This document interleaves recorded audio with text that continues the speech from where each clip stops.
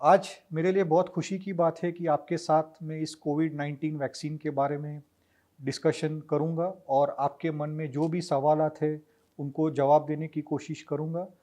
सबसे पहली बात कि इस वैक्सीन को मैंने पहले ही दिन लिया था और शुक्र है कि इसका मुझे कोई साइड इफ़ेक्ट्स नहीं है। सबसे ज़रूरी है कि आपको वैक्सीन लेना है। अगर आपको इसके बारे में कुछ जानकारी चाहिए या कुछ हेल्प चाहिए, तो आप हेल्थ बोर्ड की सहायता ले सकते हैं। और अगर आपके मन में कुछ डाउट्स है, तो मोस्टली ये सेशन द्वारा हम कोशिश करेंगे कि हम इसको दूर करें। तो शुरुआत करते हैं हम पहले सवाल से। पहला सवाल है कि is it necessary to take the vaccine, specially जब अब केसेस कम हो रहे हैं। Are all the trials done? How can we trust vaccines developed so quickly? अभी मैं आपको बताना चाहूँगा कि ये जो पैंडेमिक है, ये आई थिंक कई सालों बाद इस तरह का पैंडेमिक देखने में आया है, जहाँ इतने पूरे दुनिया में इतने लोगों की जान खतरे में है और इसकी वजह से कई मौत हुई है। तो इसीलिए ऐसे वक्त पे हमें गवर्नमेंट और हमारे साइंटिस्ट का शुक्रिया अदा करना चाहिए कि इन 9 मंथ्स के अंदर उन्होंने वैक्सीन डेवलप किया है, जो आपको 100% शायद प्रोटेक्ट नहीं करे, बट अराउंड 70 to 90% प्रोटेक्शन देता है, जिससे आपको कोरोना हो ऐसा ज़रूरी हो सकता है, लेकिन आपको क्रिटिकल बीमारी जिससे मौत का खतरा हो उसके चांसेस 100% कम हो सकते हैं। लेकिन इस वैक्सीन से 70 to 90% प्रोटेक्शन मिलता है। पहले डोज के बाद आपकी जो नेचुरल इम्यूनिटी है वो स्टिम्युलेट होती है और सेकेंड डोज जो 28 दिन के बाद आपको देने में आएगा, उसके 2 हफ्ते बाद आपके बॉडीज में एंटीबॉडीज़ आते हैं, जिसके द्वारा आपकी बॉडी इस बीमारी से लड़ सकती है। अगर खुदा न करे वैक्सीन के बाद सेकेंड डोज के बाद आपको कोरोना होता है, तो वो बहुत ही माइल्ड एसिम्प्टोमेटिक होता है और आपका क्रिटिकल होने के चांसेस बहुत कम है। तो पैंडेमिक में वैक्सीन लेने का मकसद ये है कि हम एक हर्ड इम्यूनिटी डेवलप करें। अब आप सोचेंगे हर्ड इम्यूनिटी क्या होता है? हर्ड इम्यूनिटी होता है कि जब ऑलमोस्ट 60 to 70% जो हमारा पॉपुलेशन है उसको इस बीमारी से अफेक्ट होना चाहिए, जिसकी वजह से दूसरों को ये बीमारी ना होगी और ये बीमारी जड़ से जा सकती है। लेकिन हम इसका वेट नहीं कर सकते क्योंकि इंडिया का पॉपुलेशन इतना बड़ा है। अगर आप 60% को इन्फेक्ट होने के लिए वेट करेंगे, कई लोगों की जान जा सकती है, कई लोगों को कॉम्प्लिकेशंस हो सकता है। इसलिए ऐसे वक्त में वैक्सीन का रोल बहुत ही इम्पॉर्टेंट है और हमें खुश होना चाहिए कि इंडिया में विद इन 9 मंथ्स इस वैक्सीन का डेवलपमेंट हुआ है। और इस वैक्सीन के बारे में पूरा रिसर्च जो हमारे साइंटिस्ट है, वो सिर्फ इंडिया में नहीं, ग्लोबली भी इसके बारे में उन्होंने जानकारी ली है। और ये लेने के बाद गवर्नमेंट ऑफ इंडिया ने परमिशन दिया है कि आप ये वैक्सीन रोल आउट कर सकते हैं। उन्होंने डेटा स्टडी किया है और डेटा स्टडी करने के बाद ड्यू टू दिस पैंडेमिक इस वैक्सीन को इमरजेंसी यूज़ के लिए उन्होंने सहमति दी है। तो हमारे मन में इस दौरान कोई हिचक होनी नहीं चाहिए वैक्सीन लेने के लिए। इनफैक्ट हमारे लिए बहुत ज़रूरी है वैक्सीन लेना, क्योंकि इन अ पैंडेमिक वैक्सीन सिर्फ आपकी सेफ्टी के लिए नहीं है, बट आपके फैमिली और आपके कम्युनिटी की जान बचाने के लिए बहुत ज़रूरी है। इसलिए आपके पास पर्सनल चॉइस अभी नहीं है। जब ये पैंडेमिक चला जाएगा तब आपके पास ऑप्शन है लेना नहीं लेना, बट इस वक्त पैंडेमिक में आपको आपकी फैमिली और आपकी जमात और अपनी कम्युनिटी की जान बचाने के लिए इस वैक्सीन को लेना बहुत बहुत ज़रूरी है। जो दूसरा सवाल है वो है कि हमें कैसे पता चलेगा कि वैक्सीन का रजिस्ट्रेशन की शुरुआत हो चुकी है और हमें वैक्सीन के बारे में रजिस्ट्रेशन कैसे करना है। अब ये जानना बहुत ज़रूरी है कि वैक्सीन जो है ये टोटली गवर्नमेंट के माध्यम से हमें देने में आता है। इसमें प्राइवेट हॉस्पिटल्स को अभी तक मंजूरी दी नहीं गई है वैक्सीनेशन के लिए, बट जब भी मंजूरी देने में आएगी तब प्राइवेट हॉस्पिटल्स भी इसमें शामिल होगी। बट गवर्नमेंट के थ्रू जो अभी रजिस्ट्रेशन प्रोसेस हो रहा है वो एक ऐप के माध्यम से हो रहा है और वो ऐप का नाम है कोविन ऐप। मैं आपको थोड़ा कोविन ऐप के बारे में जानकारी देना चाहूँगा, क्योंकि जो हमें क्वेश्चंस आए हैं इससे हमें महसूस हो रहा है कि इसके बारे में काफ़ी कन्फ्यूजन है और इसको समझना बहुत ज़रूरी है। अब जो कोविन है वो एक ऐप है सेंट्रल गवर्नमेंट के थ्रू, जिसके अंडर हमें रजिस्टर करना है।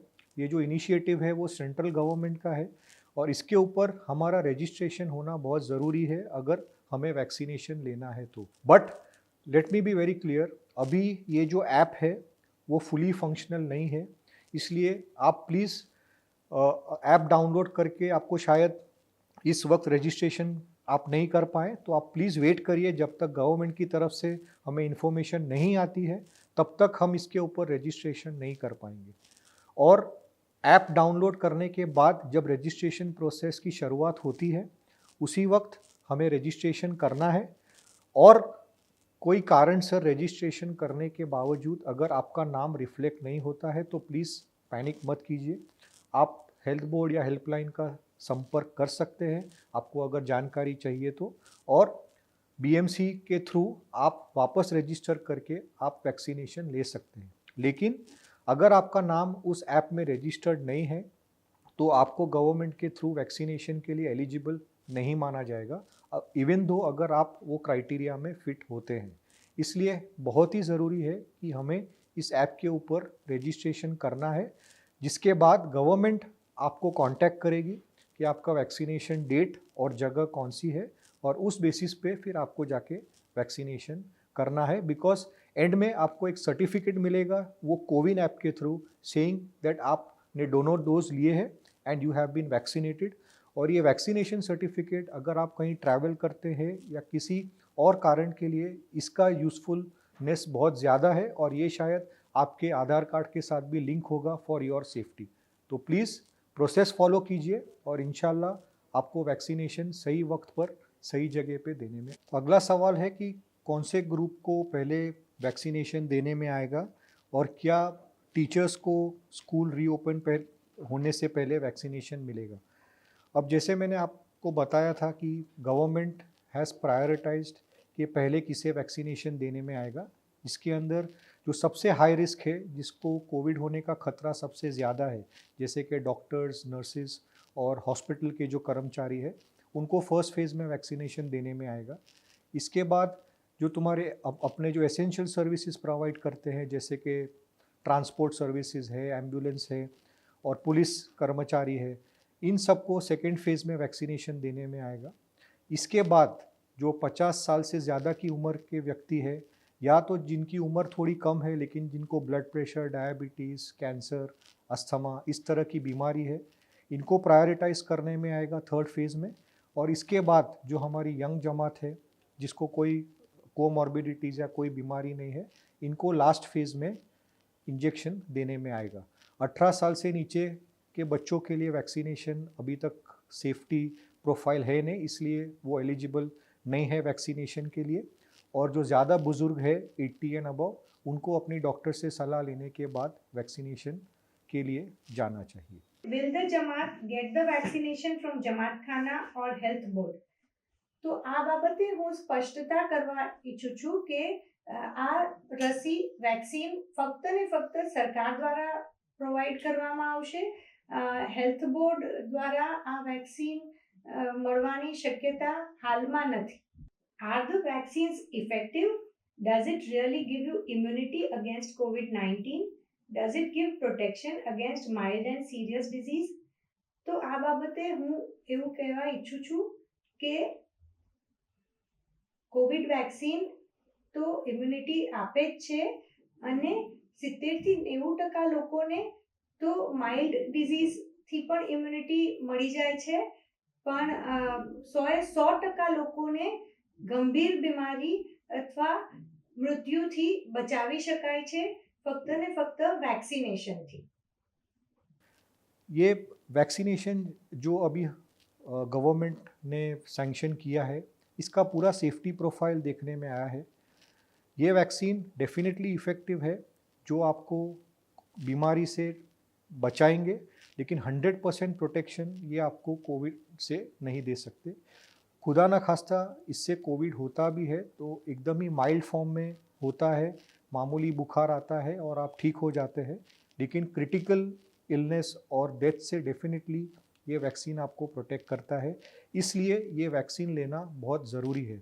इस वक्त हमारे लिए कौन सा वैक्सीन ये इम्पॉर्टेंट नहीं है, जो भी वैक्सीन गवर्नमेंट के थ्रू आपको अवेलेबल है उस वैक्सीन को हमें लेना है, सो दैट हम अपने आप को बचा सकते हैं, हमारे फैमिली को और कम्युनिटी को प्रोटेक्ट कर सकते हैं। ये वैक्सीन टोटली सेफ़ है।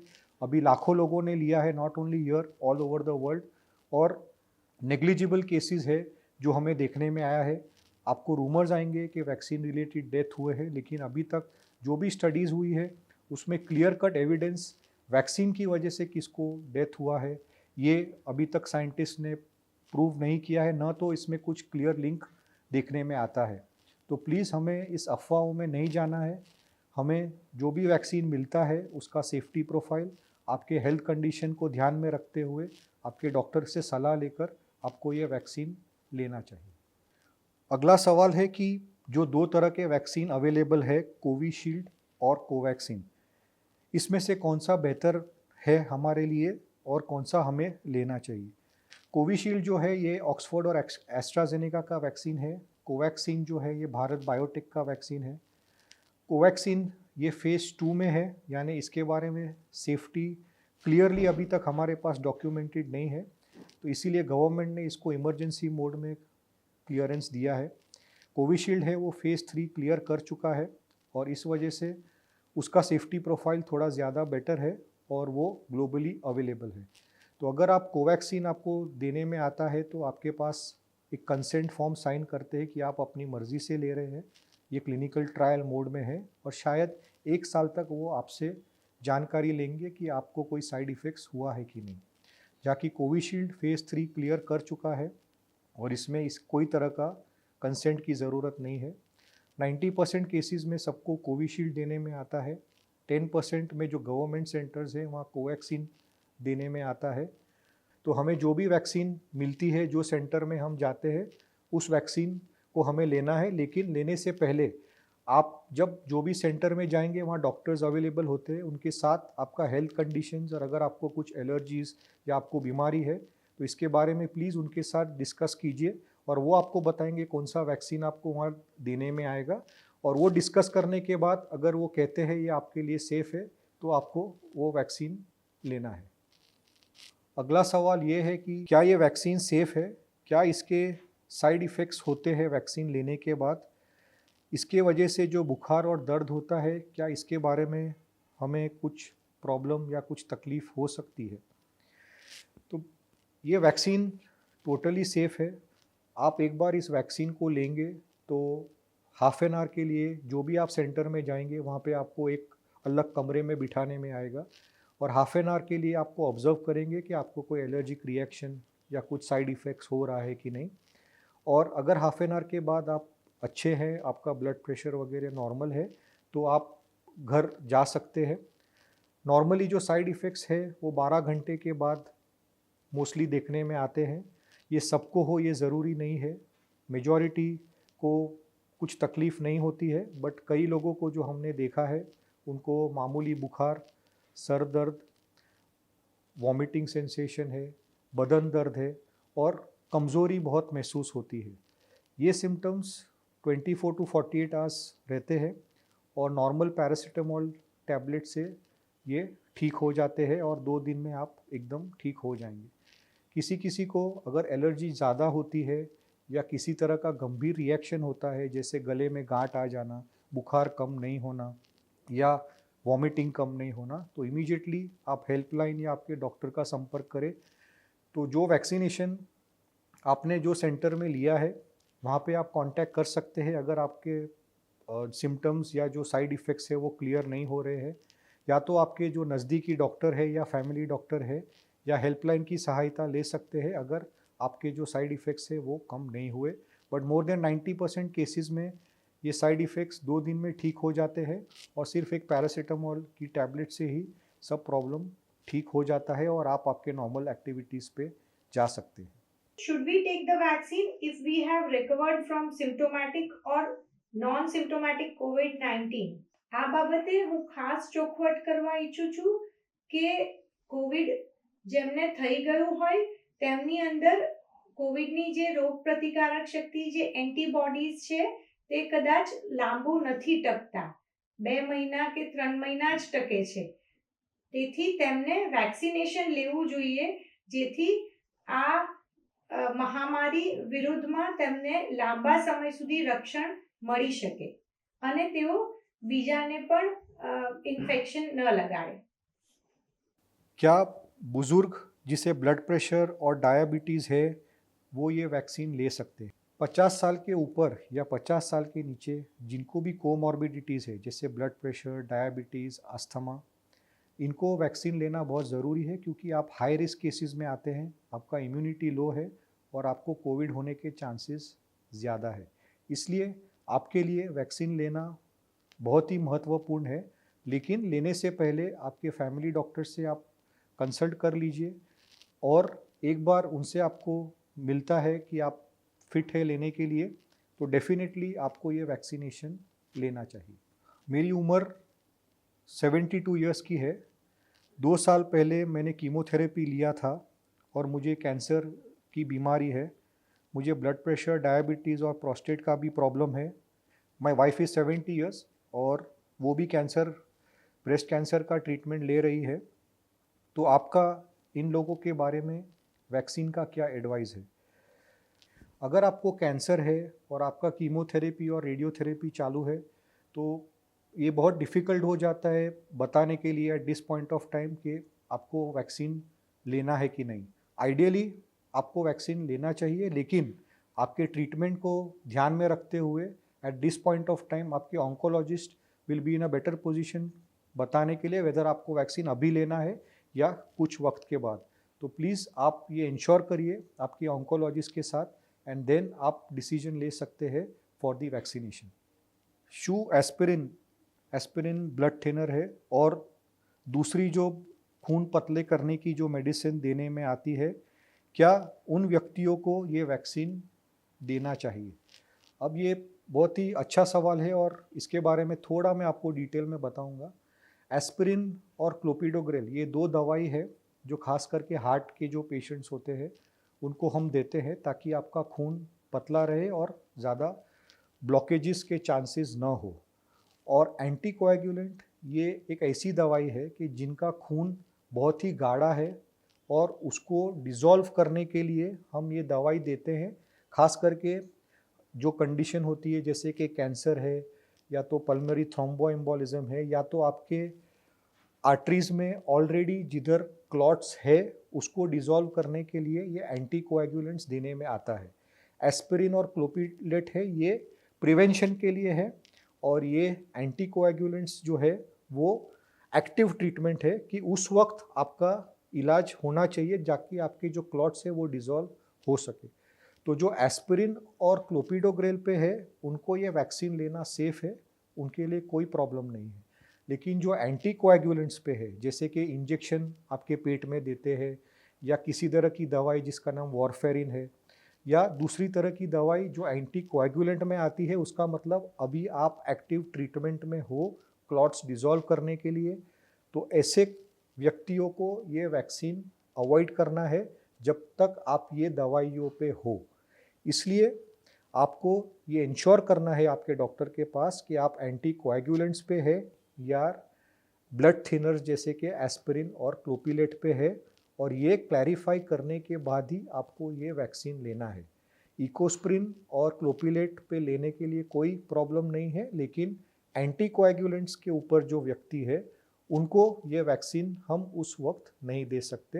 तो प्लीज़ ये आप क्लैरिफाई कीजिए आपके डॉक्टर्स के साथ और उसके बाद ही वैक्सीनेशन का डिसीजन लीजिए. अगला सवाल जो है वो, क्या प्रेग्नेंट या गर्भवती महिला है और जो बच्चों को दूध पिलाते हैं क्या उन्हें ये वैक्सीन देना चाहिए और क्या ये वैक्सीन उनके लिए सेफ है? एट प्रेजेंट जो भी वैक्सीनेशन का डेटा अवेलेबल है उसमें प्रेग्नेंट और गर्भवती महिलाओं के प्रति कोई डेटा अवेलेबल नहीं है और जो दूध पिलाते हैं उनके लिए भी, उन माताओं के लिए भी वैक्सीनेशन डेटा अवेलेबल नहीं है. इसलिए eight this point of time गर्भवती जो लेडीज़ है उनके लिए वैक्सीन गवर्नमेंट प्रोवाइड नहीं कर रही है, तो इसलिए उनको वैक्सीनेशन देने में नहीं आएगा. नेक्स्ट क्वेश्चन, मुझे एलर्जी का प्रॉब्लम है और ख़ास करके गर्मी और सर्दियों में मुझे सर्दी और खांसी होती है. क्या मुझे कोविड-19 का वैक्सीन लेना चाहिए जब मेरी बारी आती है? जैसे मैंने आपको बताया, ये मामूली एलर्जी है तो वैक्सीन लेने में कोई प्रॉब्लम नहीं है। लेकिन अगर आपको सीवियर तरह की एलर्जी है तो प्लीज़ आप इंश्योर करिए आपके डॉक्टर्स या जो सेंटर पे आप वैक्सीन लेने जाएंगे, बिकॉज़ ये वैक्सीन की वजह से भी कभी-कभी एलर्जी हो सकती है, उनके अलग-अलग कंपोनेंट की वजह से। इसलिए आपकी जिस तरह की एलर्जी है सीवियर, या पहले कभी आपको वैक्सीनेशन के बाद एलर्जी रिएक्शन हुआ है या कोई इंजेक्शन लेने के बाद रिएक्शन हुआ है, तो प्लीज़ ये कितना सीवियर था ये क्लैरिफाई करने के बाद जो आप सेंटर में वैक्सीनेशन के लिए जाते हैं, बिकॉज़ आपको पता नहीं है कौन सा वैक्सीन आपको देने में आएगा, तो आपकी एलर्जी हिस्ट्री है वहाँ के आपके डॉक्टर को बताना बहुत ही ज़रूरी है, जिसके बेसिस पे वो आपको बताएंगे वेदर आप वो वैक्सीन के लिए एलिजिबल है and whether it is safe for you वो वैक्सीन लेने के लिए। अगर हमें कोविड-19 हुआ है और उससे हम रिकवर हुए हैं, तो क्या हमें ये वैक्सीन लेना चाहिए? ज़रूर लेना चाहिए, क्योंकि कोविड-19 की वजह से आपको जो इम्यूनिटी मिलती है, जो देखने में आया है वो मैक्सिमम, जो बताने में आया है वो 3 महीना या मैक्सिमम 6 महीने तक रहती है, और वो भी हमें पता नहीं है किस तरह की इम्यूनिटी अवेलेबल है। हम कोई चेकअप नहीं करते जिससे हमें पता चल सके कि आपको वो इम्यूनिटी है कि नहीं। बट वैक्सीनेशन देने के बाद क्या होता है कि आपकी नेचुरल इम्यूनिटी वो वैक्सीन से स्टिम्युलेट होती है, जो आपको वो बीमारी से बचाती है। सेकेंड डोज के बाद आपके बॉडीज़ में न्यूट्रलाइजिंग एंटीबॉडीज़ आती है, जो आपको ये बीमारी से बचाते हैं। इसलिए अगर आपको कोविड हुआ भी है तो आपके लिए ये वैक्सीन लेना बहुत ज़रूरी है। खाली अगर आपको कोविड एक्टिव है या तो कोविड के सिम्टम्स है, तो उस वक्त आपको वैक्सीन नहीं लेना है। कोविड ठीक होने के 4 हफ्ते के बाद आप वो वैक्सीन ले सकते हैं और आपको ज़रूर वो वैक्सीन लेना चाहिए। Once I have been vaccinated against coronavirus, do I still need to wear a mask or am I exempt from lockdown restrictions? તો આ બાબતે હું ખાસ ચોખવટ કરું છું કે કોરોના વાયરસનું વેક્સિનેશન આવવાથી કોવિડ-19 મહામારી ક્યાંય ગાયબ થયેલ નથી. હજી પણ કોવિડનું ઇન્ફેક્શન લાગવાનું જોખમ છે. વળી આ વેક્સિન લીધા પછી આ ઇમ્યુનિટી બનતા મહિનોથી 1.5 મહિનો સમય લાગે છે, તો તે દરમિયાન પણ અને પછી પણ માસ્ક પહેરતા રહેવું, સોશિયલ ડિસ્ટન્સિંગ મેન્ટેન કરવું અને હેન્ડ સેનિટાઇઝેશન અને સોશિયલ ગેધરિંગ્સથી ખાસ દૂર રહેવું તે જમાત માટે સલાહભર્યું છે, હિતાવહ છે. तो ये हमारा आखिरी सवाल था। मैं उम्मीद करता हूँ कि आपकी जो भी क्वेश्चंस थे या आपके जो भी मन में डाउट्स थे, ये सेशन के द्वारा सब क्लियर हुए होंगे। इसके बावजूद अगर आपके मन में कोई भी सवाल है, कोई भी डाउट्स है, तो हेल्थ बोर्ड की टीम हेल्पलाइन अवेलेबल है। आप कभी भी उनका संपर्क कर सकते हैं ये जानकारी लेने के लिए। And I wish all the best and let's hope कि हम सब वैक्सीनेट हो जाए ताकि हम इस पैंडेमिक से बच सके। याली मदद।